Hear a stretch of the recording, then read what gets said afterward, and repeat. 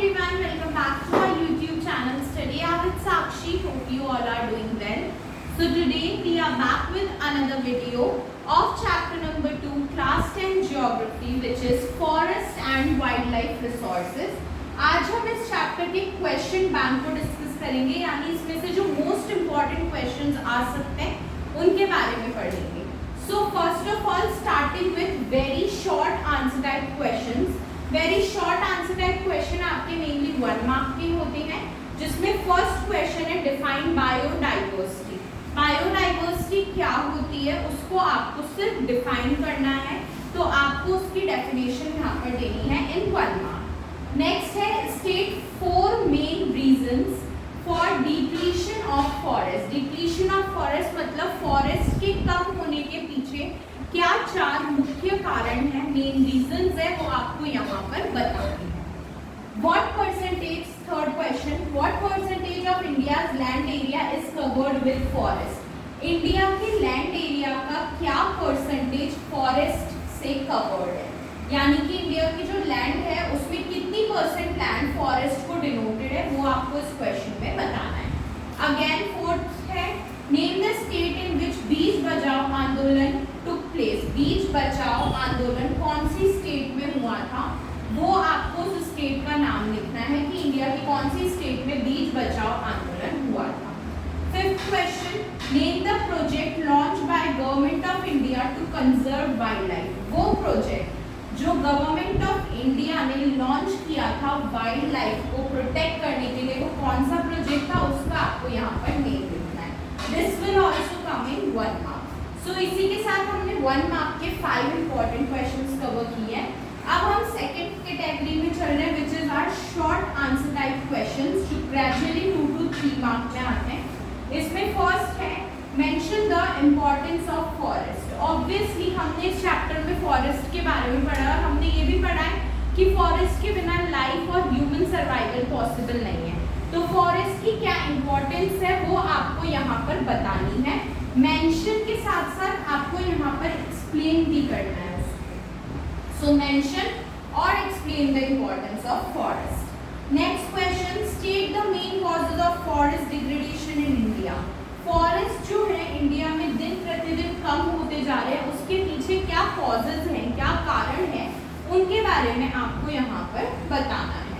Similarly next हम पढ़ रहे हैं right a short note on joint forest management. Joint forest management क्या था, इस पर आपको एक शॉर्ट नोट लिखना है. इसका एक और क्वेश्चन बन सकता है आपके पास में कि फुल फॉर्म बताइए JFM की, तो वो है आपका जॉइंट फॉरेस्ट मैनेजमेंट, और इस पे आपको शॉर्ट नोट लिखना है. तो 2 क्वेश्चन एक ही क्वेश्चन से बन सकते हैं कि आप या तो फुल फॉर्म बता दो, अगर फुल फॉर्म आएगी तो 1 मार्क में आएगा, और अगर शॉर्ट नोट आता है तो 2 to 3 मार्क में आएगा. नेक्स्ट है mention any 4 resources directly obtain from forest. Forest से हमें बहुत सारी चीजें मिलती है, तो कौन से वो रिसोर्सेज हैं जो हमें फॉरेस्ट से डायरेक्टली मिलते हैं, चाहे वो वुड हो गया या फिर कोई फ्रूट हो गए, वेजिटेबल हो गए, मेडिसिनल लीव्स हो गई. आपको उन सब के बारे में यहाँ पर सिर्फ लिखना है कि कौन कौन से वो रिसोर्सेज हैं जो हमें फॉरेस्ट डायरेक्टली देता है. नेक्स्ट है differentiate between reserve forest and protected forest. Reserve forest और प्रोटेक्टेड फॉरेस्ट के बीच में आपको डिफरेंस बताना है. दोनों अलग हैं और दोनों के बीच में क्या डिफरेंस है वो आपको बताना है. Next question define ecosystem. Ecosystem क्या होता है उसकी डेफिनेशन यहाँ पर आपको देनी है. Next question name some national park and wildlife sanctuaries in India. हमने बहुत सारी पढ़ी है, इसमें आपको कोई भी 4 या 3 अपने अकॉर्डिंग क्वेश्चन का वेटेज देकर यहाँ पर लिखनी होगी. नेक्स्ट है लॉन्ग आंसर टाइप क्वेश्चन जो आपके आएंगे 4 to 5 मार्क में. इसमें फर्स्ट है explain major steps taken by government of India to conserve wild life.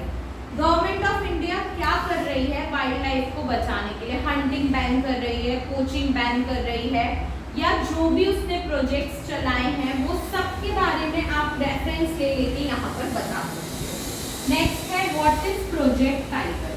पहले आप बताओगे प्रोजेक्ट टाइगर कब लॉन्च हुआ था और क्यों लॉन्च हुआ था। उसके बाद में आप बताओगे कि प्रोजेक्ट टाइगर के क्या ऑब्जेक्टिव थे। टाइगर की पॉपुलेशन को बचाना, right the objectives and significance.